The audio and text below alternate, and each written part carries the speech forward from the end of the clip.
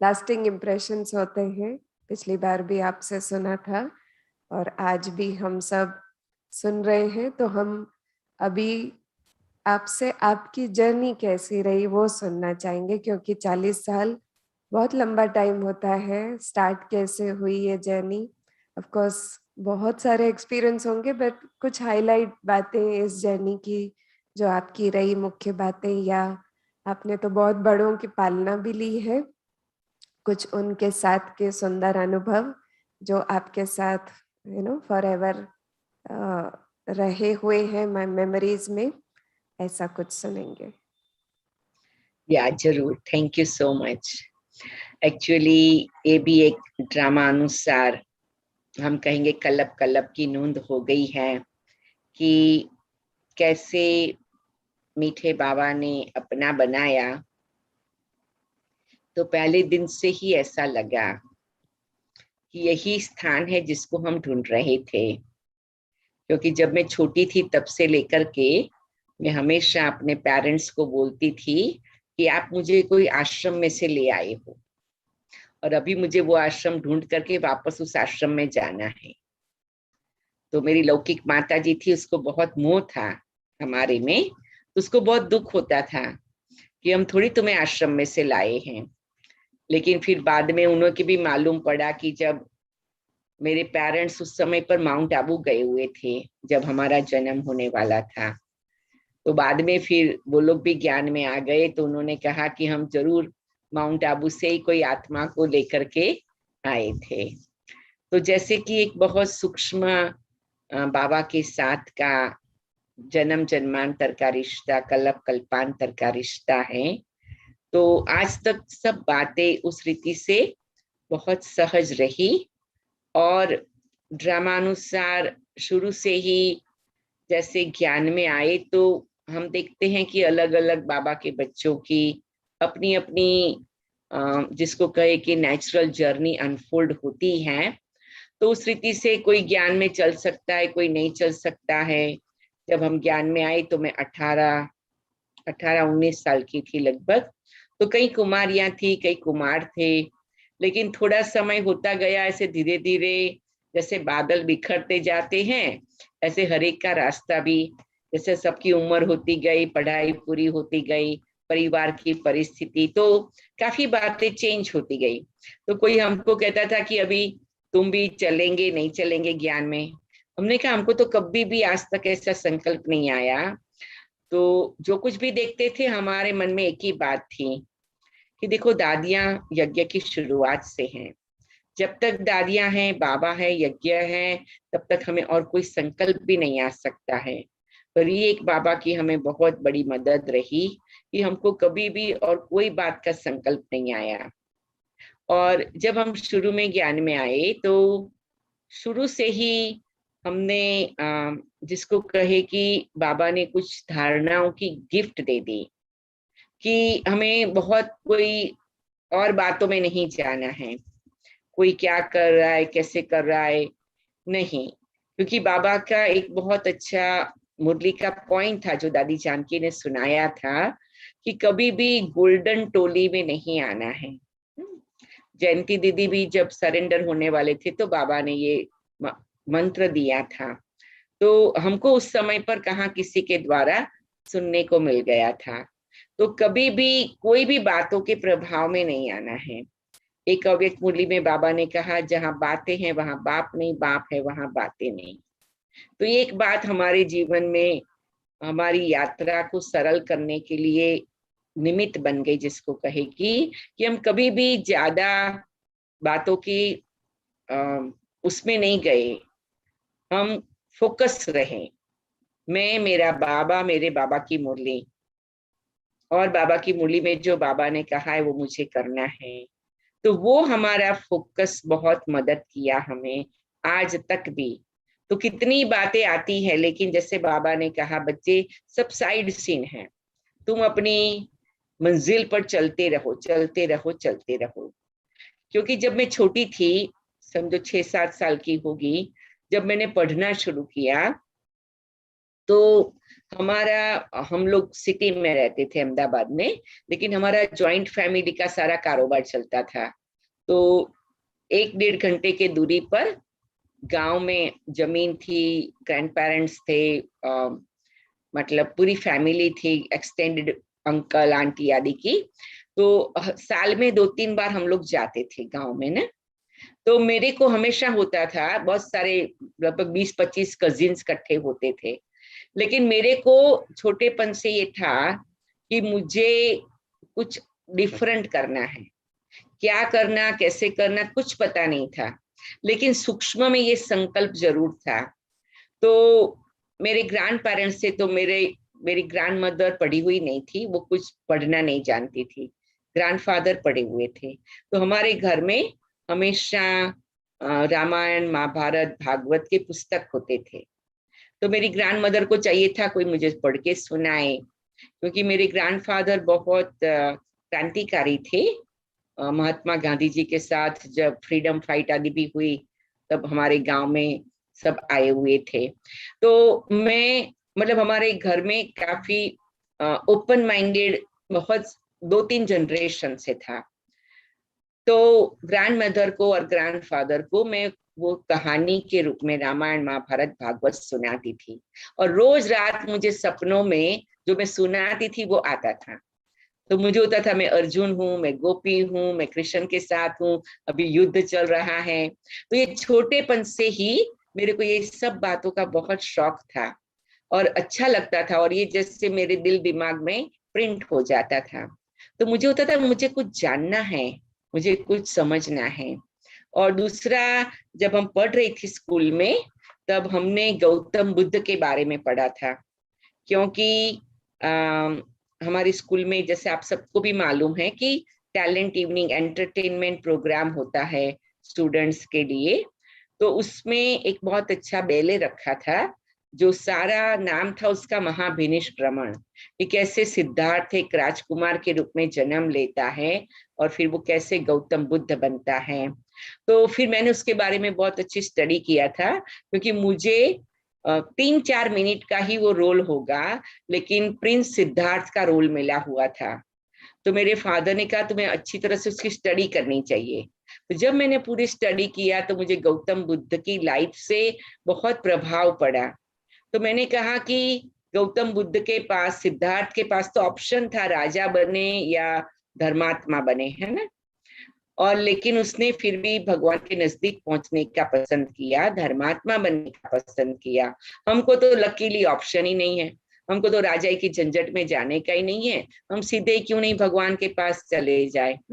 आप सबको भी पता होगा कि महात्मा बुद्ध कैसे महात्मा बुद्ध बने, क्योंकि जब वो सिद्धार्थ के रूप में जन्म लिया तो जन्म पत्री देखने वाले एस्ट्रोलॉजर ने बताया कि ये शायद बहुत बड़े धर्मात्मा भी बन सकते हैं।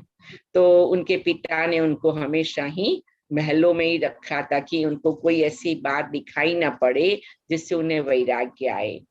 लेकिन एक दिन वो जब जाते हैं शिकार खेलने या क्या, तो वो 4 चीजें देखते हैं, जो बाबा भी हम बच्चों को कहते हैं कि इन 4 चीजों के कारण तुम्हारे मन में सदा बेहद का वैराग्य होना चाहिए, और जिसका बेहद का वैराग्य होगा उसका बाबा से योग बहुत पावरफुल लगेगा। तो एक उन्होंने वृद्ध व्यक्ति को देखा, एक बीमार को देखा, एक मृत शरीर को देखा, और एक गरीब व्यक्ति को देखा, है ना। तब उन्होंने हुआ कि संसार की ये रियलिटी है, और उनको वैराग्य आया, जिसको कहते महाभिनिष्क्रमण। तो वो बातों का हमारे जीवन पर बहुत प्रभाव था। तो मैं ढूंढ रही थी, तो मैंने जैसे छोटेपन में मेरे पेरेंट्स को मैं बोलती थी कि या तो हम क्रिश्चियन होते तो अच्छा मैं नन बन सकती थी, या अगर हम जैन होते तो अच्छा मैं साध्वी बन सकती थी। लेकिन न हम क्रिश्चियन थे न हम जैन थे। तो मैंने कहा मैं क्या बनूं, कैसे बनूं ना। तो एनीवे ये सारी बातों का बहुत सुंदर बैकग्राउंड था। और लकीली जहां मैंने छोटेपन में पढ़ाई किया, तो वो स्कूल गर्ल्स स्कूल था, और गर्ल्स स्कूल की प्रिंसिपल और उसकी रियल 3 सिस्टर, टोटल 4 बहनें थी। वो गांधीवादी थे, खादी के ही कपड़े पहनते थे, कन्याओं के उद्धार के लिए उन्होंने स्कूल खोली थी और उन्होंने आजीवन ब्रह्मचर्य का पालन करने का व्रत लिया था और उन्होंने रोज ही गीता पढ़ते थे और हम सबको पढ़ाते थे। तो इन सब बातों के कारण मुझे कई बार होता है कि बाबा ने मुझे ऐसा बैकग्राउंड दिया था कि जिसके कारण मेरे को बाबा का बनना बहुत सहज हो गया था। तो जिस दिन मैं एक अपने फ्रेंड के साथ बाबा के घर में आई, तो पहले ही दिन मैंने बहनों को कहा बस मुझे ऐसा जीवन बनाना है। अभी तो मैंने 7 दिन का कोर्स नहीं, कुछ भी मालूम नहीं था, लेकिन जैसे ही उनको देखा मुझे लगा मुझे ऐसा जीवन बनाना है। और उसके बाद तो ड्रामानुसार फिर हमने 7 दिन का कोर्स आदि किया। तो शुरू में तो हमारे पेरेंट्स को तो खूब अच्छा लगा, लेकिन बाद में उन्हें हुआ कि इतनी छोटी उम्र में इतना बड़ा निर्णय लेना, ब्रह्मचर्य का पालन करना, ब्रह्मा कुमारी बनना, वो कैसे पॉसिबल होगा। लेकिन ये भी ड्रामानुसार दादियों की मुलाकात से और सब बातों से सहज हो गया। तपस्या करनी पड़ी, हम 3 बजे उठ के 2 बजे उठ के तपस्या करते थे, लेकिन ये तपस्या में भी बहुत सुख था, बहुत आनंद था, बहुत खुशी थी। और ऐसे करते करते फिर ड्रामा अनुसार दादियों के कारोबार में साथ में आना हुआ। तो क्या था कि जब मैं ज्ञान में आई 75 में, ऑलमोस्ट 74 के एंड में, उसी टाइम दादी जानकी लंदन आ गए। तो मैंने दादी जानकी को कभी नहीं देखा था, लेकिन मुझे जिन्होंने ज्ञान दिया और जो हमारे वहाँ के इंचार्ज बड़ी दीदी थे, सरला दीदी, उन्होंने दादी जानकी के साथ ट्रेनिंग ली हुई थी। तो वो हमें सारे दिन में कई कारोबार में, मुरली में दादी जानकी ऐसे कहती, दादी जानकी ऐसे कहती। अगर दादी जानकी ऐसा दिखती तो उनको बिल्कुल पसंद नहीं आता, दादी जानकी ऐसा दिखती तो बहुत खुश हो जाती। तो हमारी बुद्धि में दादी जानकी भी काफी अच्छी तरह से छप गए थे। तो जब 79 में दादी आए भारत, तो सरला दीदी ने हमारी, ऐसे ही सबसे मिल रहे थे तो हमारे से भी मुलाकात कराई। तो कहा ये कुमारी है और आपको हमेशा बहुत याद करती है दादी। तो दादी ने मेरा हाथ पकड़ लिया, मेरे को बहुत पावरफुल दृष्टि दिया। उस टाइम तो मुझे कुछ पता नहीं था, क्योंकि काफी ब्राह्मण जीवन में भी हम यंग थे, तो बहुत सारी बातें तो धीरे धीरे सीखते हैं। लेकिन वो दृष्टि और वो दादी ने हमारे हाथ में हाथ रखा, वो एक जैसे कहे कि हमको उड़ा के ले गया। तो उस दिन से लेकर के दादी ऐसे हमें बहुत अच्छी तरह, कोई ऐसी एक्स्ट्राऑर्डिनरी बात नहीं थी कि हमें जाने, लेकिन यही एक जिसको कहे कि सूक्ष्म में तार जुट गया था। तो उसी दिन से दादी को संकल्प था कि इसको हम बाहर की सेवा में भी ले जाएंगे।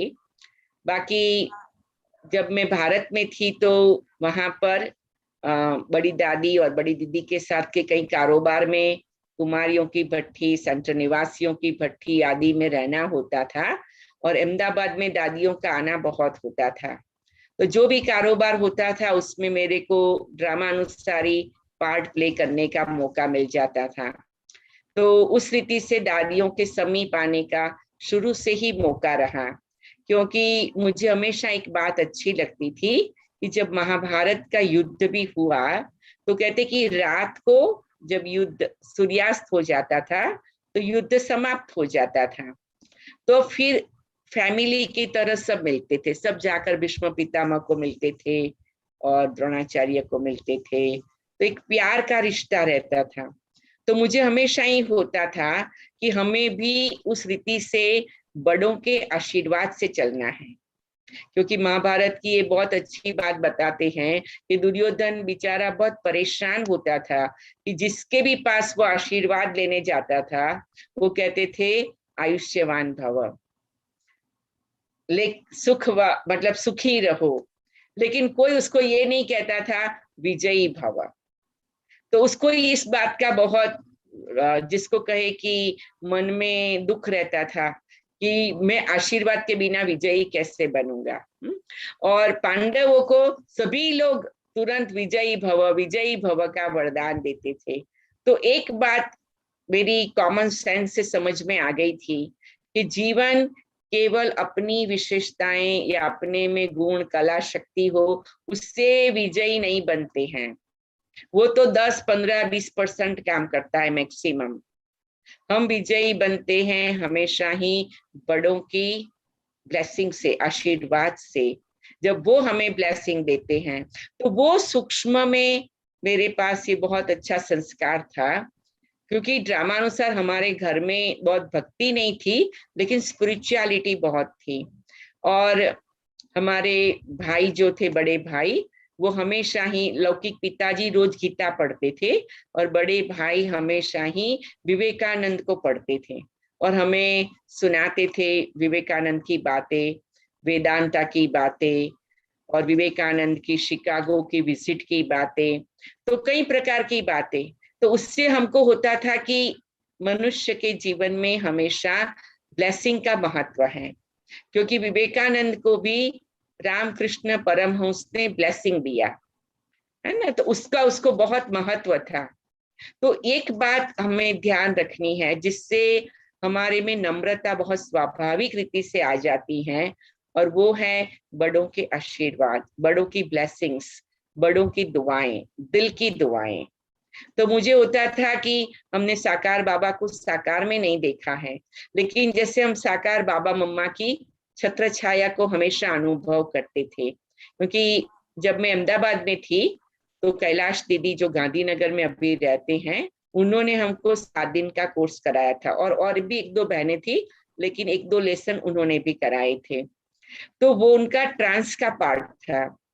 तो वो हफ्ते में 2 दिन, गुरुवार को और रविवार को, बाबा के पास जाते थे। तो हम लोग एकदम सामने बैठ जाते थे और हम भी ऐसे फील करते थे कि हम बाबा के पास चले गए हैं। और हम ये लक्ष्य रखते थे कि दीदी जो मैसेज लेके आती है ना, वो मैसेज हमें भी कैच हुआ होना चाहिए। तो कई बार ऐसे होता था कि दीदी जब नीचे आकर मैसेज सुनाती थी तो 80% मैसेज हमने बाबा से उस समय कैच कर लिया होता था। तो हमने पहले से एक, जैसे बाबा की ये भी एक गिफ्ट रहती थी कि बुद्धि की लाइन बाबा से क्लियर हो। जैसे उस कभी मैं किसी को सुना रही थी कि कभी कभी दीदी का पार्ट ऐसा था कि कई प्रकार के मैसेजेस भी लाते थे। तो कभी कभी जैसे मैं घर से आती थी दोपहर में सेंटर पर, तो दीदी वहां बैठी हुई होती थी साइलेंस में। तो दीदी क्या अभी बाबा के पास जाके आए क्या, मैं ऐसे दीदी को पूछती थी। दीदी कहती तुम्हें कैसे मालूम, मैं तो अभी घर से आई थी ना। मैंने कहा दीदी आपके चेहरे से लगता है कि आप अभी भी वतन में हैं, है ना। तो उस रीति से हम लक्ष्य रखते थे कि हम हर चीज बाबा के साथ कनेक्टेड रहे। तो ड्रामा अनुसार ये भी एक बहुत अच्छा मौका रहा कि शुरू से ही हमने बाबा मम्मा को सूक्ष्म वतन में अनुभव किया, और बार बार उन जैसे बाबा मम्मा से बातें करना और बाबा मम्मा को देख करके अपने जीवन को भी ऐसा बनाना है, वो एक सूक्ष्म में लक्ष्य रखना।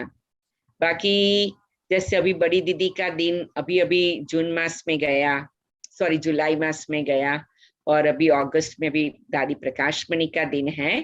तो आज सवेरे ही मैं किसी को अनुभव सुना रही थी कि ये ड्रामा अनुसार एक सौभाग्य रहा कि 83 में जब बड़ी दीदी अव्यक्त हुए तब मैं बंबई में थी, तब मैं गाम देवी में ही थी।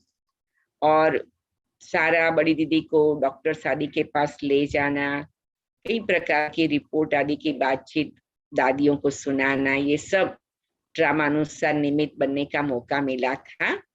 लेकिन एक बहुत अच्छी बात ये हुई कि बड़ी दीदी 21 दिन के लिए न्यारे प्यारे रहे। तो उस समय पर 2 दिन दादी प्रकाशमणि और 2 दिन दादी गुलजार आते रहे। 2 दिन दादी प्रकाशमणि आके रहेगी, वो मधुबन जाएंगे, फिर दादी गुलजार आएगी, वो दिल्ली जाएगी, ऐसे क्योंकि मधुबन और दिल्ली को भी संभालना था। तो उस समय पर हमने दादियों की समीपता का बहुत अनुभव किया कि इतनी बड़ी बात थी, बड़ी दीदी यज्ञ की पिलर थी, लेकिन इतनी अचल अडोल अवस्था थी, इतनी उपराम अवस्था थी कि बात मत पूछो। फिर फाइनली ड्रामा अनुसार बड़ी दीदी जिस दिन क्लिनिकली अनाउंस हुआ कि अव्यक्त हो गए हैं, तो दादी जी हॉस्पिटल से आए, शाम का समय था, हम सब ने योग किया। तो दादी ने कहा कि हंसा चलो बैठो, अभी सारे भारत में सबको बताना है कि दीदी अव्यक्त हो गए, कल फिर यहाँ से लेकर के मधुबन जाएंगे दीदी के पार्थिव देह को, और फिर वहां सारा आगे का कारोबार होगा। तो जिसको भी पहुंचना है पहुंचने की छुट्टी है। लेकिन दादी जी को खुद को बताना था, क्योंकि बड़े बड़े जो भी बाबा के निमित्त जोन के भाई बहने थे, तो दादी बैठी, उसके बाजू में मैं बैठी। वो जमाना था जब घुमा करके फोन लगाते थे, तो मैं फोन लगाती गई, फिर मैं कहूंगी अच्छा भाई साहब, बहन जी, अच्छा दादी जी बात कर रहे हैं। फिर दादी जी कहेगी ड्रामा याद है, बड़ी दीदी अव्यक्त हो गए हैं। तो उस प्रकार से तो लगभग 50-60 फोन हम लोगों ने किए, और मैं देखती रही दादी ऐसे बोल रही थी जैसे कि बाबा उनके द्वारा बुला रहा था। कोई प्रकार का और कोई बात का नहीं, एकदम रूहानी अलौकिक स्वरूप था दादी का। फिर दादी ने दूध पिया, दादी लेट गई खटिया पर, फिर मैं दादी के थोड़ा थोड़ा पाँव को मसाज किया। सारा दिन से दादी कारोबार में थे, और फिर मैं धीरे धीरे दादी के सिर को थोड़ा थोड़ा ऐसे ही रब करने लगी, थोड़ा हल्के रूप से मसाज करने लगी। दादी कहती हंसा बहुत अच्छा लग रहा है। मुझे ऐसा लगा कि वो दादी नहीं है, वो नारायण लेटा हुआ है। एक महान हस्ती का अनुभव हुआ।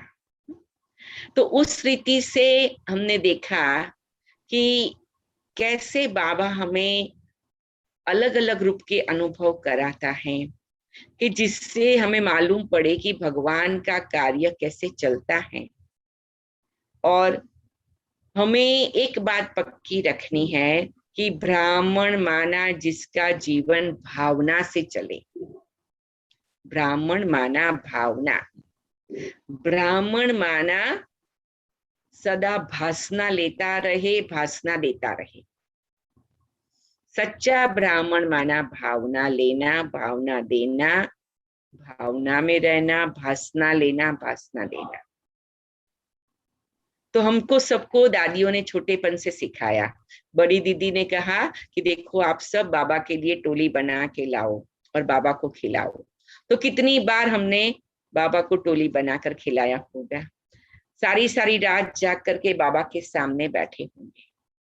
तो दादी जानकी हमेशा कहती हैं कि तुम्हारा जीवन भगवान की भावना से भरा हुआ हो। भोलेनाथ भगवान की भावना पर भगवान न्यौछावर हो जाता है।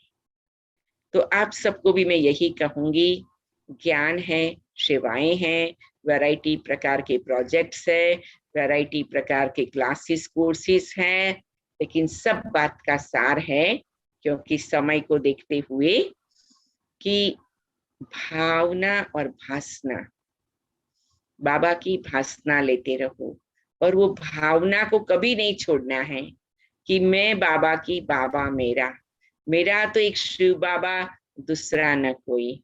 अभी भले हमारी मीठी दादियां अव्यक्त हो गई हैं, हमें भी वतन में बुला रही हैं, हमें भी अव्यक्त होना है, लेकिन जितना टाइम भी यहाँ है, जिसके लिए भी हम एग्जाम्पल बन सके, सैंपल बन सके, उनके लिए रूहानियत का, अलौकिकता का, अव्यक्त स्थिति का, 3 बातों का एग्जाम्पल और सैंपल बने। ओम शांति, ओम शांति, ओम शांति।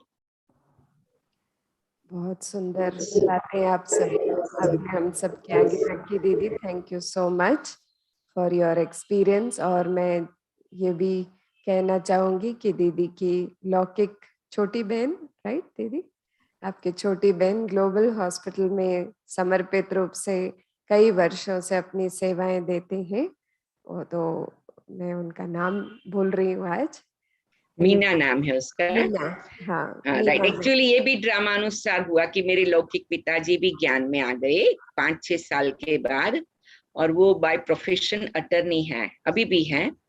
तो फिर ड्रामानुसार जगदीश भाई, दादी जी, ये कई प्रकार के यज्ञ के कारोबार में, उस समय में तो बहुत कम अटर्नीज थे यज्ञ में, तो उनकी कई प्रकार की सेवाओं का मौका रहा। फिर बाद में काफी रमेश भाई के राइट हैंड के रूप में उन्होंने भी लगभग 35 साल 36 साल बाबा की सेवाएं किया यज्ञ की। अभी वो 91 ईयर ओल्ड हैं। अभी बस 1 साल से कोर्ट में नहीं जाते हैं, नहीं तो 89 ईयर की उम्र तक तो कोर्ट में भी जाते थे, हफ्ते में 1-2 दिन जाते थे। और 89 ईयर तक मधुबन भी गए हुए हैं। साल में 4-5 बार तो आराम से उनको मधुबन जाना होता था, कई प्रकार की मीटिंग्स और कारोबार और भट्टियां ये सब। तो 35-36 साल तक हमारी लौकिक माता जी ने भी यज्ञ की बहुत सेवाएं की। और ये पूरा जैसे कि एक हमारे लौकिक घर में भी दादी जानकी, दादी गुलजार, जगदीश भाई, निर्भर भाई, दादी प्रकाशमणि, सभी बड़े भाई बहने हमारे लौकिक घर में भी आके गए हैं। तो जैसे कि एक बहुत बड़ा वरदान है। तो दादी हमेशा कहती थी ये यज्ञ का परिवार है, ट्रस्टी परिवार है, ऐसे करके। ओम शांति। लकी परिवार बोलेंगे। आपके फादर अभी कहाँ रहते दीदी? अहमदाबाद में। अहमदाबाद में, ओके ओके। उनका नाम? कांति भाई। कांति भाई, हाँ सुना है कांति भाई। सुना, राइट, या ये नहीं पूरे मालूम था। गुजरात का सारा कारोबार काफी उन्होंने संभाला। जी जी, हमने कांति भाई का नाम तो बहुत सुना कई बार, लेकिन वो आपके लौकिक पिता है वो मालूम नहीं था, वो आज पता। हाँ, राइट, या। So thank you so much Didi for your wonderful words of wisdom. I'm sure बहुत सारी अच्छी अच्छी बातें इस परिवार ने आज आपसे इंस्पिरेशन भी ली और सुनी, और आई एम श्योर इसको प्रैक्टिस भी करेंगे। तो अभी हम कुछ समय के लिए कमेंट्री से दीदी हमको योग कराएंगे। सभी एकाग्र होकर के 5 मिनट एकदम साइलेंस में बैठेंगे। जो कैमराज ऑन रख सकते हैं, दृष्टि भी मिलेगी, तो दृष्टि लेते हुए योग करेंगे, ज्यादा मजा आएगा। Thank you.